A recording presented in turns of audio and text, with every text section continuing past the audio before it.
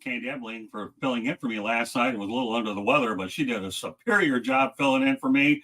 But when I'm back, and I'm louder than ever. But meanwhile, this is the Motor City Mad Mouth Show. Wonder why? It's not Motor City Mouth, because I'm too loud for it to be any other way. Well, I've been looking forward to having this guest on a long, long time. His name is Dave Bradley. Dave, welcome to the big show. Thank you very much, Scott. So happy to be here. Happy to be anywhere.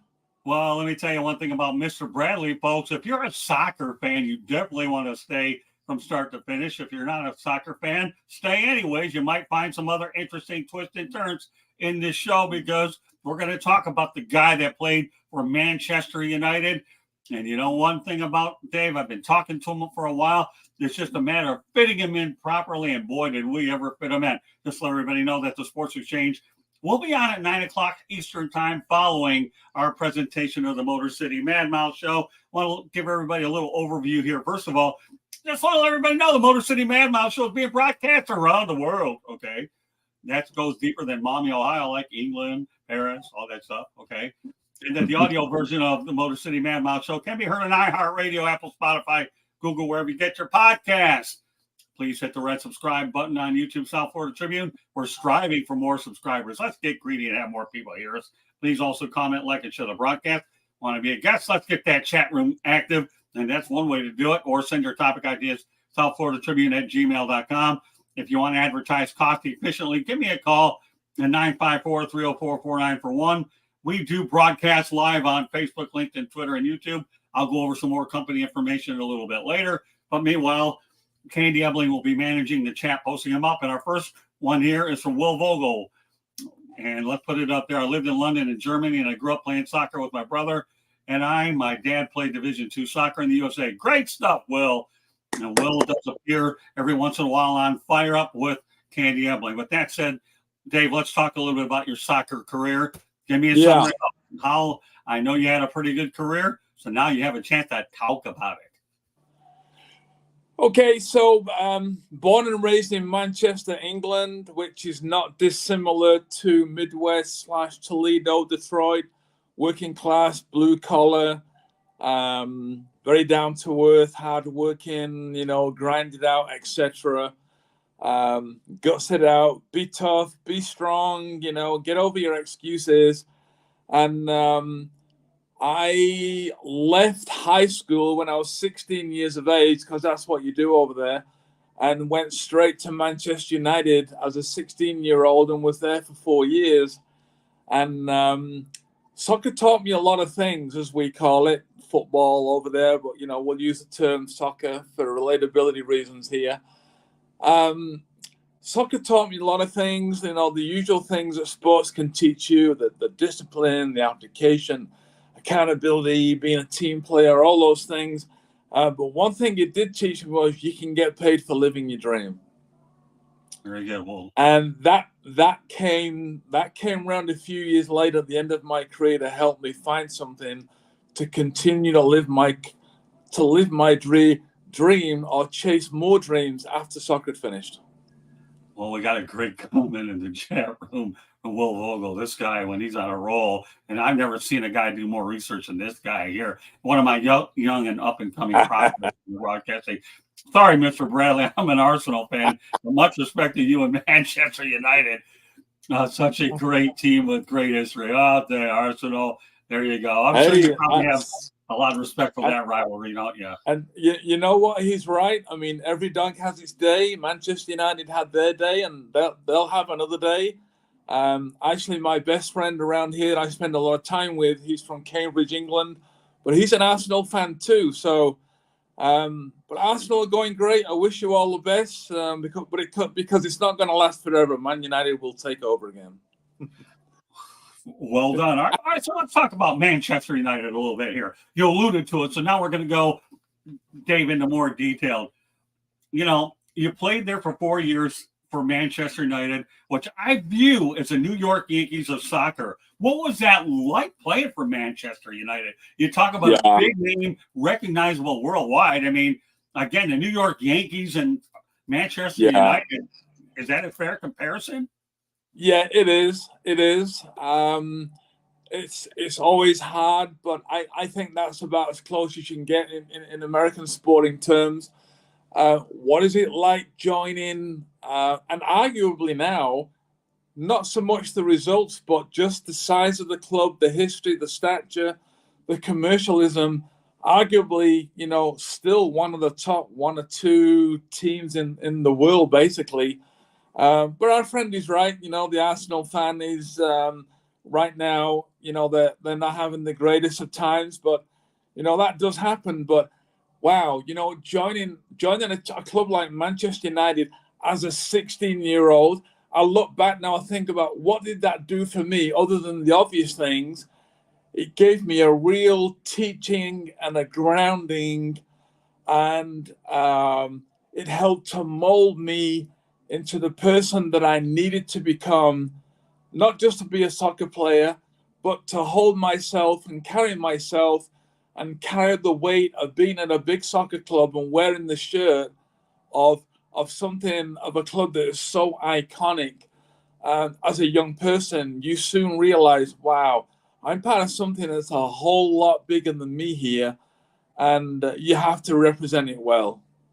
All right, so tell me about their stadium. How many people does that hold? The stadium, as it holds at the moment, is 76,000 people, and that's jam-packed every game. Okay, back to the chat room.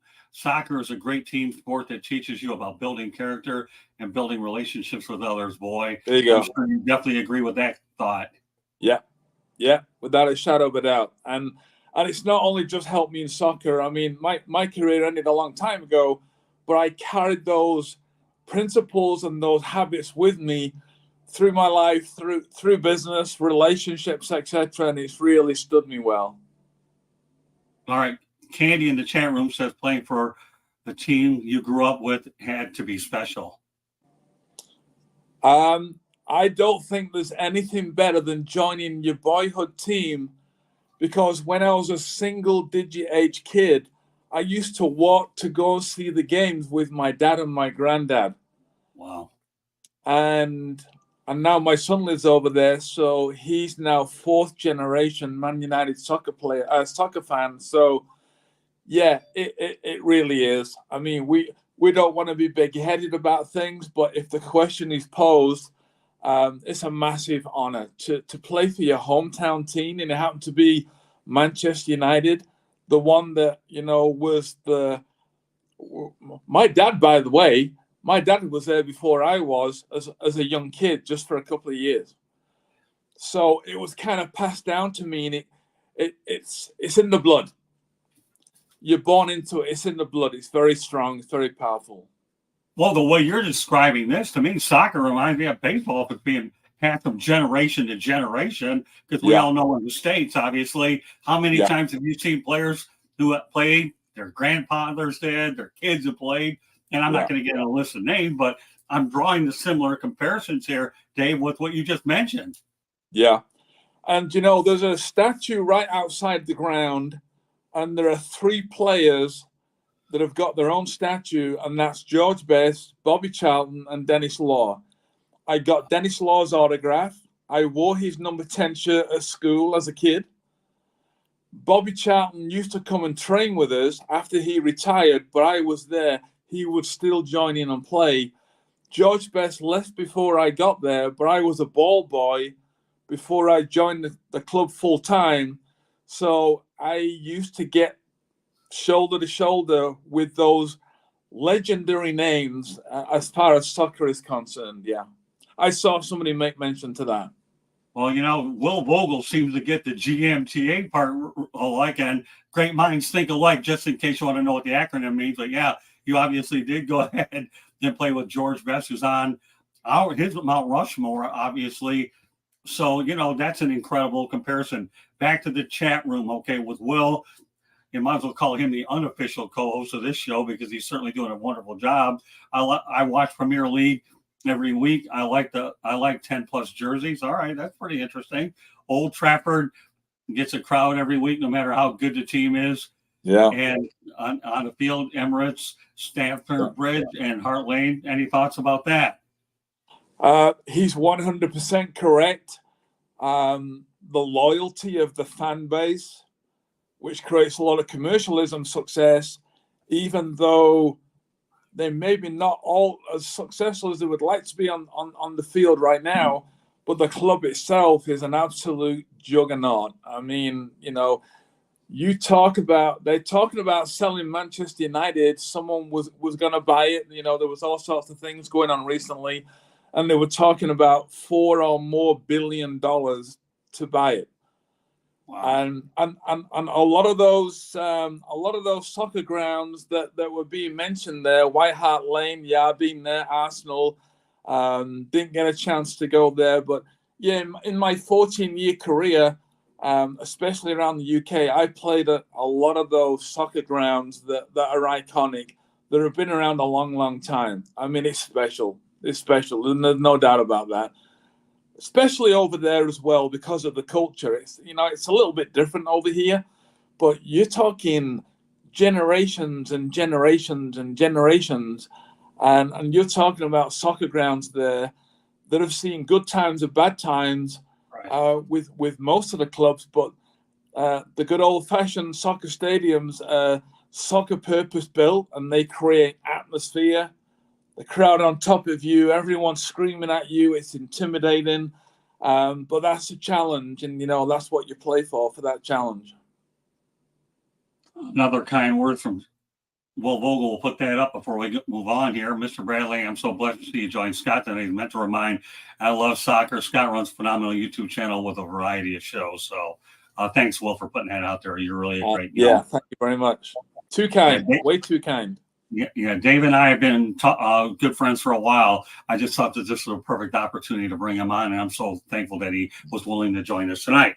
All right, well, when we talk about iconic brands, okay, since you live in Maumee, Ohio, and for those individuals that don't know much about Maumee, Ohio, it's a suburb of Toledo, Ohio, right off of I-75. If that isn't good enough, the Toledo Mudhens play there too. So with that said, okay, when Manchester United played at the Big House, okay, Michigan Stadium, you said you watched it from the stands and it drew a big crowd. Explain that experience. Yeah, I mean, first of all, it's my boyhood team, and I was a ball boy, and I was there for 4 years, and it taught me a lot. My dad was there. I mean, it's, if I slit my wrist right now, yeah, red blood would come out, but red Manchester United blood would come out. I mean, it's in my blood. I mean, it's my DNA.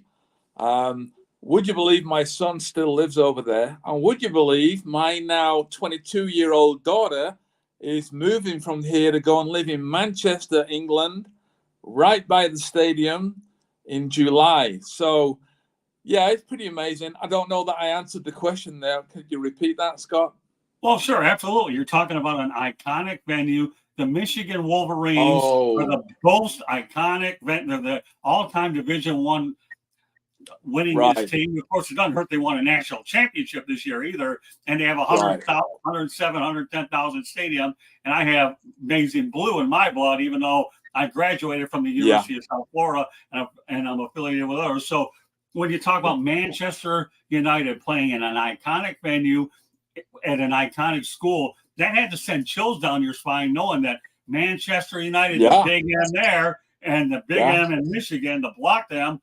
That to me says a lot. I mean, who would have thought that a few years ago that Manchester United would be playing literally 40 minutes down the road from where I live, and I would be joining 109 other thousand people just to watch a friendly game. It wasn't even a competitive game. That's the popularity. In fact, my brother-in-law, who's now a Man United fan, lives in Nashville, and he said, do you want to go to the game? Because I want to go and watch it. And I said, yeah, I'll go with you. So, yeah, that's how we ended up at the game. Oh, very good. So, all right, let's go ahead and talk about Lionel Messi. It's impossible not to talk about this guy, and his impact in the United States. He's playing for Inter Miami. And would you say, is he worth the big money even late in his 30s? The answer to that would be yes. Okay. For the simple reason is when when you're playing at any level of sport and you're going to get and you're being paid for that, you have to produce, whether that's X amount, small amount of money, or X amount, big amount of money. In his case, it's a big amount of money. He's producing. And they're not going to pay him that money and go out of pocket, because they're given somehow through Apple TV and through other sponsors and getting creative. They found the money to pay him. Otherwise, he wouldn't have come, because he could go anywhere and go and get that money. Right. I think if nothing else, Scott, it raises the profile of the game in MLS in the USA to a whole new level. And it needed to go to another level since Beckham first came in, who used to be at Manchester United also, long after me. But he came in and took the game to another level because he brought attention to it, and now Messi is taking it to the next level. Ironically brought into Inter Miami by David Beckham, who partly owns Inter Miami. Back to the chat room. Okay. Well, Vogel, I hope England gets a World Cup soon with all the phenomenal stadiums. Also, Mr. Bradley, a question. What are your thoughts on the future of English national team soccer? Oh, this is a great question. You know what? It's such a timely question, because right now, for the first time, I would say they're in the best situation as far as the team is concerned, the world-class players they have access to. The next World Cup is coming up in a couple of years' time. But coming up right now this year is what they call the European Championships, where it's not the World Cup, it's the European teams without the South Americans, etc. And that's a big competition. Some say it's even stronger competition than the World Cup. Right. Because the World Cup has got so many teams in it, and it's a big commercial engine, but they have teams in there that probably, it's exciting for them to be there, but then they play the top teams, they get beat by too many goals, and it's not competitive. So the European Championship is coming up, I believe, this year, 2024, in, I want to say June, maybe July. It's going to be over in Europe. So to answer that question, if England was ever going to win a major championship for the first time since 1996, they have the best chance right now with the team they have.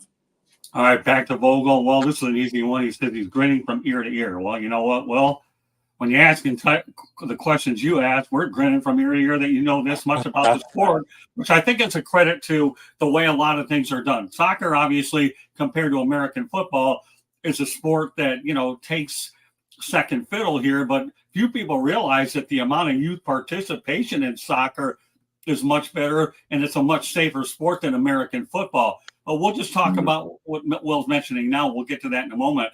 Messi's putting on the MLS map. All right, go back to that again, Candy.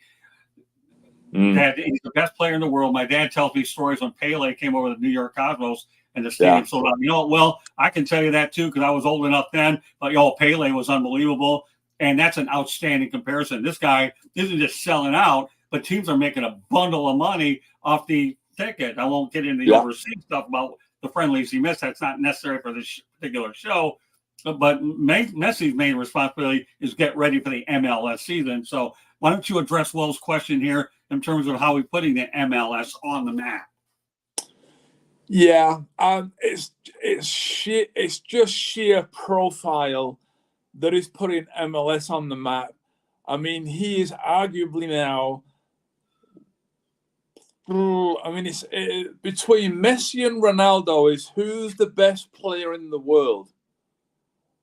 And it was to and fro in between Messi and Ronaldo.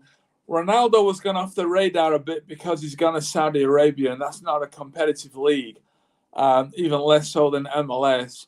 And now Messi has taken over the mantle for sure of being the most influential soccer player in the world right now. When you bring in that kind of player at that skill set level with the success that he's had and the consistency that he has brought to those performances over the years, that can only mean good things for MLS over here in the USA. Yeah, Okay. he's raised the profile 1,000%. I've heard it on the streets, and I'm talking about when I get opinions from fans. Okay, Dave, and this is just fans and people that I follow on the South Florida Tribune Broadcasting Network, as well as everything we do. That a lot of people have told me that the MLS is like a minor league soccer. Do you agree or disagree with that assessment?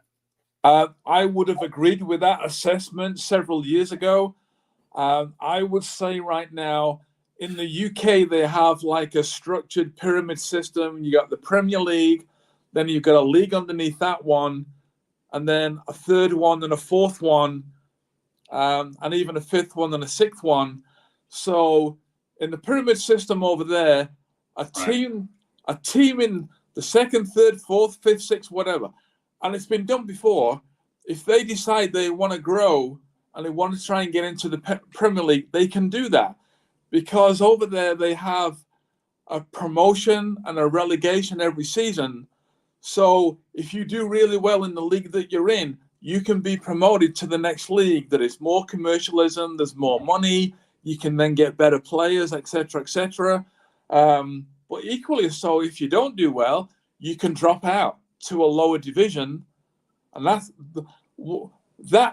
makes it very interesting, because you can't be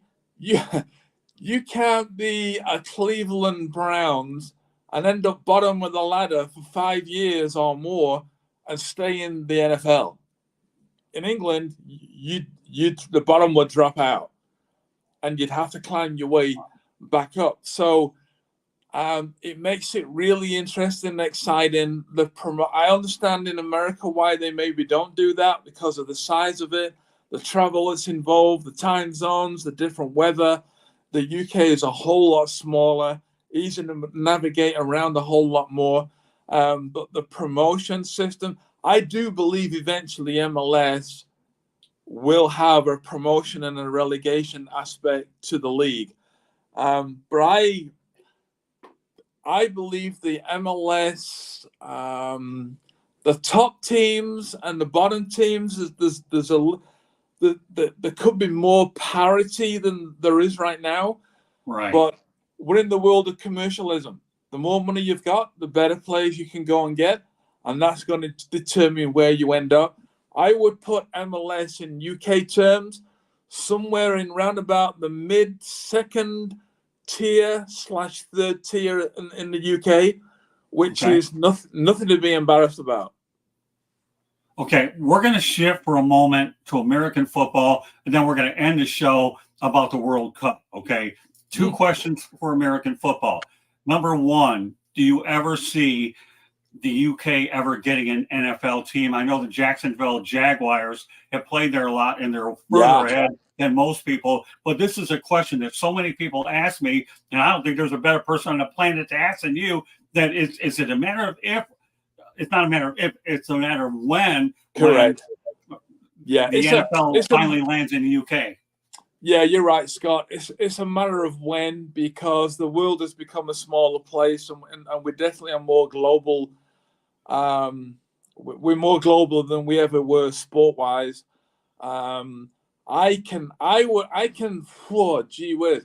I would say probably in somewhere around about 5 years, you might have a UK NFL team, and that will, in the beginning, consist of ex-NFL players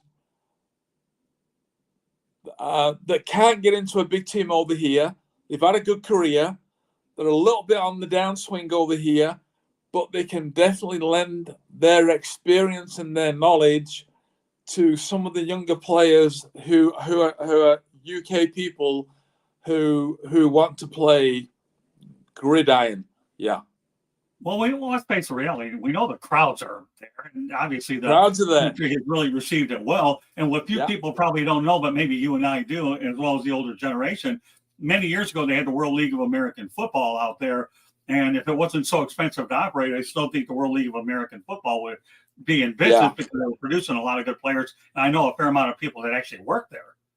And you already have a stadium that's a relatively brand new stadium, arguably probably the best one in the world, that I think cost, well over $1 billion or maybe even more. But Tottenham Hotspur, the team over Right. there in North London, their stadium now, they built that so that they could host NFL games, and I've done that many times now. And they've got that system where they push a button somewhere and the soccer field kind of folds up and runs away on runners, and they bring out the NFL field and the post and they put it up, and there you go. You promote it, the people turn up, they're paying the money, the market is there, the market is getting ready for that. So, yeah, it's a matter of time. Yeah, well, you have two stadiums like that in the United States, out in Vegas and Phoenix, where you can move the stadium in and out too based on light and all that. But yeah, I've heard a lot of stories about that stadium. So let me ask you then, if that's the case, could you ever see the United Kingdom ever hosting a Super Bowl? Oh, you're talking about, there's a big culture over here of football and Super Bowl. I don't know that a Super Bowl would fly in the UK. Maybe not in my lifetime. Maybe at some point, but I think that's a way off. Oh, that's okay. I mean, let's say it's reality. There's perception and there's reality. The perception would be a good idea. The question is it a reality? And when you get to our age, you wonder if it'll happen in our lifetime. Remember, you're talking about a guy who's been with the Detroit Lions a lot of years, and it's taken a lot of years before they got back to the NFC Championship game. And the last time that they ever won a championship, Dave, was on my birthday in 1957, 5 years before I was born. So there you go. So let's talk about all of that and put it in perspective there. But, I mean, I don't think anybody in the United States, when you talk about time, as well as taking away from an American city the amount of money lost. But I know that's a question that will be brought up as time goes on. And at least I don't leave any stones unturned, as you can tell in these particular shows. And you've been following a lot of my shows before you finally had we had the ability to put you on here. So, obviously Will Vogel brings up some points about Oliver, Andrew Luck's dad, being in the NFL Europe, which was true. And of course, obviously Will agrees with me that the Super Bowl needs to stay in the U.S., and he agrees that it's way off when it happens. So, so when we talk about that, so let's talk about why the United States has struggled in the World Cup. I mean, you would think that the MLS was brought in here, to try to bridge that gap a bit, but it just doesn't seem to happen. I don't think the culture has caught up yet. I can see the USA. I don't know about winning the World Cup. That takes. I mean, let's switch it around, and you've got an NFL team that's in the UK. Could they ever come over here and do the opposite, like, to what you and I are talking about? Right. If that makes sense. I mean, I don't know how long is a piece of string. That's a hard one. That's a hard one to answer. I don't know.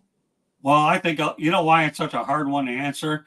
Because they haven't solved this riddle for 50 to 70 years, and we're still trying to figure it out. So don't feel too bad. No matter how many coaches, managers, whatever you want to call these people, depending on the sport, they haven't solved that. Like a lot of teams haven't won the Super Bowl for many years. So, but again, it's one of those types of things where, but let's just think about it this way, okay? Let's talk about the women for a moment. The impact here of a women's World Cup championship is felt. Can you imagine if the men's team won a world championship? And I'll even take it a step further, okay? The men winning a World Cup championship was the equivalent to the Chicago Cubs winning a World Series in the Windy City, since it happened over 100 years before it happened. So I'm trying to draw parallel between the two. Yeah. And, we know Al Michaels will never be around when he called a Miracle on Ice, and I can only imagine what announcer will be around when this particular feat, should it ever happen, would do it. But it's always worth putting it out there, especially with an individual like yourself that knows English soccer better than anybody I know. I know a guy that I worked with for a period of time named Thomas Rongen, who's doing the announcing for Inter Miami and once upon a time Fort Lauderdale Strikers. Hopefully we'll talk to him at some point. But these are hypotheticals. And the one thing I want people to do here with this show is not only get to know you, Dave, okay, but I want them to think about soccer in ways that they never, ever would. And I think it's important that it's about thinking and entertaining and inspiring. And that's what we're trying to do. Let me also point out some other information. That our website, www.southfloridatribune.com, our Twitter/X information is at Tribune South. Candy Ebling behind the scene. I have a book out there that's written all over the screen here called Lessons from the Microphone, Tuning into the Enduring Wisdom of Visionary Leaders. It talks about old school media versus new school media. It's available on Kindle and Amazon, and we're working on other sources to get there as well. But the thing that's important here is I want people, when they leave the show, to not only listen to it again, but think about the way this is such an unbelievable sport when it comes to growth. It's probably the biggest sport on the planet, but the biggest kept secret on the planet in the United States. And I feel a lot of that is attributed to the lack of success when on the biggest stage, and that being the World Cup. Yeah, and you know what, Scott? You said something that I think kind of helps me help other people to understand now. Why do you have a USA women's soccer team that can win the World Cup multiple times over, but not the men? Right. I don't know what happened to create that, but the women created a machine, a mentality, an animalistic machine. They were tough, committed, they believed, they scared the living daylights out of the other teams because they were so physical, they were organized, but just the whole emotional development and the buy-in that they had, I don't believe the men's team have had. Therefore, it's affected their success. So if you're the men's team, look at the mentality of the women's team over, I don't know, 15, 20 years. I mean, they were cleaning up. And it's not, talent is never enough, Scott. You know that. Right. Not only do you have the talent, you got to have the application, and you've got to have the posture, the belief, and you can scare people before you even go out. I can remember wearing a Manchester United shirt with the Manchester United badge on, and we always used to say that was worth a gold star because it scared the living daylights out of the other teams. It was intimidating to them. And I think that's what the US women team created. They created a culture that intimidated other teams. You know what that's called, Dave? They're in their head, psychology, right? My friend. Once you're in somebody's head, all of a sudden the mental part begins to wonder if the physical part will be on the same page. And when they're both not on the same page, it is called a developing dangerous situation. I'm going to put one more comment up from Will, and I'm going to hit you with the most important question that you will see in this entire broadcast. And for a lot of you folks that are watching on YouTube, everything that I've mentioned is still at the bottom of our ticker as well. So, you know, my book is on there in the different places, as well as our relationship with some of our other affiliates as well. So we'll go, Candy, to Will and the friends part, and then I'm going to hit Dave with the toughest question that he's going to get hit with all day long. I'm trying to get my friends to watch soccer, but they're like, man, this is boring. Nothing exciting happens, and it's a low scoring. They are used to basketball and football. But you know what, Will? That wasn't always the case many years ago that they had indoor soccer, and that was actually pretty popular in the United States many years ago. Yeah. But it never caught on long term. I have had the question many times since being here about soccer being boring. I kind of understand it in some way because when you're born and you grow up in America, see, soccer is a single goal game. You score a goal, you get one goal. It's not like football. You get a touchdown, and then you automatically get what, 6 points? Right. So I think sometimes in people's heads they go, well, soccer's a low-scoring game. Well, we only get one goal for scoring one goal. We don't get 6 points for one touchdown. Right. So I think you've got to compare apples with apples a little bit Right. There just needs to be a shift in the way we think. I mean, I had somebody close in my family a while ago said the same thing. Soccer is boring. And I thought, okay, so let's so this is the way I'm seeing football. Number one, we call it football over here, and nobody Right. kicks the ball other than one guy who comes on 3 or 4 times in a game to kick the ball once. Right. But we call it football, but no one's using the feet. The next one is, correct me if I'm wrong, but statistically, NFL is only live play out of a 3-hour telecast of about 7 to 8 minutes of actual game time. Right. So if you're telling me that soccer is boring and we don't have commercials and it's basically non-stop, a 90-minute game is a minimum of 70 minutes full on non-stop. Yet football is 7 or 8 minutes. Now tell me, which one's the boring one? Well, the only thing I'll say, it's pretty hard to argue against your logic, and I'm not even going to dare trying to do it. Although what I am going to dare to do is put Will's final comment up, and then I'm going to hit you with a hard question that you have to answer. No ifs, ands, or buts about it. So before I go, I want to thank you, Scott and Mr. Bradley, for doing this very much. As you can tell, I enjoyed this very much, and y'all have a blessed night, and God bless. Well, Will, we appreciate you being on. So, all right. Everybody's been waiting for the hardest question of the night, so I have to give it to you. Okay, finally, Dave, define your biggest success as a person.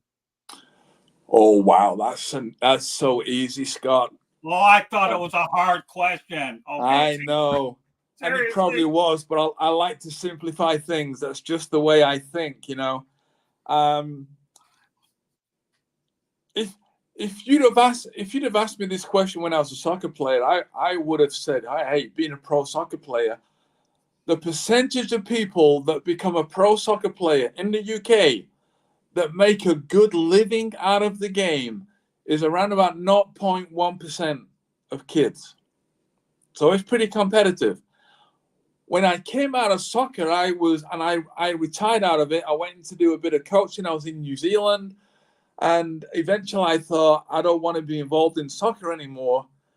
So I finished my playing career in New Zealand. So my career was good. You know, we're not talking on Messi level here by any stretch of the imagination, but it was good for me. And then the hard thing, back in those days, the money was great, but it wasn't life-changing money. Like you can play soccer now and then you can retire for the rest of your life as long as you don't waste all your money, which a lot of athletes do, right? Right. So then I became an entrepreneur and I used some of the skills that I had from soccer, the mindset, the attitude, you know, the ability to dream and think big and apply yourself. But I had to learn a set of new skills that weren't available to me in soccer. So I had to make that shift and learn a new set of skills to survive and do well in business, which I did. In fact, I'm thinking I was probably more successful in business than I was as a soccer player when I look back. Then I moved to America and I, by default, thought to myself, you know what? I've got 2 young girls now going the kindergarten and the early days of school. They were very young, single-digit age. And I thought, I want to be a full-time dad because I want to watch them growing up. What is the point in doing all this and not being there for the kids and not being involved in their life? So physically, mentally, emotionally, I was there for my girls every single day. So to answer the question, my biggest success in life, especially in today's world, was raising 2 girls in a crazy world and raising them successfully where they've become very confident, well-rounded, very well put together, very well emotionally developed girls, and they now live in Alabama. But my biggest success, and this is what I say to people, Scott, if you want to know what my biggest success was, the best thing to do is ask my wife and my kids because they'll tell you the truth. Well, you know what? Really, I could summarize it in one word: fatherhood. Correct. You accomplished what you wanted on the field. You're well-rounded with what Yeah. you're doing anyways. But you Yeah. know what? The one thing you cared about is you took the ability to come to America and you developed your, people like you that take an interest in their kids. We don't see enough of these stories on social media, and which is No. attributes to a lot of the bad things that we see. So why do you Yeah. think, I don't know, you ever heard of Vanessa Williams, Yes. singer? Yeah. Well, I took a page out of her book when I asked you that question. You know what? One of my favorite songs was Save the Best for Last. So I decided to take this question and save the best for last. And that's why you got here with it now. My goodness. Only in America. I'm not Don King. Forget that. Leave it alone. But I want to tell you, fatherhood. And you know what? Not only you're a great father, but you're a good friend. And folks, just to let you know, Dave Bradley, this is the last time you've seen this guy. I'm planning to bring him back if he wants to come back. You want to come back in the future? Yeah, absolutely. All right. Well, the Motor City Madmouth and Dave Bradley on the Motor City Madmouth Show here tonight, Wednesday, March 6th, 2024. Anything you want to add before we close the show? I just want people to know that life can be difficult sometimes, and right now, we're treading in waters right now that we've not navigated before. But however, what soccer did teach me is dreams do come true, and dreams can come true for anybody. You've just got to want it badly enough and be willing to pay the price and believe in yourself. Good things can happen. There you go, folks. I give you a lot of reasons to rewatch this show. Number one, you probably learned a lot. Number two, I'm sure you're inspired. Number three, you're going to see this guy again anyways. It doesn't make any difference. Dave Bradley is everything I expected. I'm not being biased because he's a friend of mine. But the one thing I will say this, when I do bring on guests on these shows, as I screen them and I qualify them very carefully, they have to fit the mold of what I'm looking to do. Those individuals that have experienced a lot, whether it's success or failure, but their ability to communicate and convey a message. And I'll leave on this note, okay, for a lot of folks that wonder about my book, okay, Lessons from the Microphone, Tuning into the Enduring Wisdom of Visionary Leaders, Old School Media versus New School Media, available on Kindle and Amazon. That the lessons that you take from that whole thing is when you look at a lot of people right here, is you can learn from people that you've met and that you haven't met. And that's the most one thing that you can learn. It's not only learning from your successes, but your failures. And I know Einstein failed a lot, but in the end, he was a success. And I believe that that's the one thing we're trying to make sure everybody understands here. And that's the whole purpose of this show. And that's why it's been a tremendous amount of fun to be able to talk to Dave. Also tonight at 9:00 Eastern time, the Sports Exchange with myself, JB Ellis, George Eichhorn, Jacob Christner, Candy Ebling will be obviously producing behind the scenes. But Dave, I got to tell you, it's been an absolute blessing. And I'm so thankful that we've been able to share some time tonight. And I hope that you spread the word of the show. Let them know that we're looking forward to bringing you on more times. And as evidence, you're always going to pick up fans, not only with what you did in Manchester United, but fans in life. And that's what this platform is all about. So meanwhile, this concludes this edition of the Motor City Madmouth Show. So on behalf of Dave Bradley, my name is Scott Morganroth, the Motor City Madmouth himself. Thank you for joining us on this show, and we will catch you the next time. The Sports Exchange is at 9:00 Eastern time. I loud, yeah. And again, I wasn't very loud yesterday, but you got to make up for it a little bit today because I'm only working on the first of two shows. Good evening, everybody. Catch you next time on the Motor City Madmouth Show. Good night now.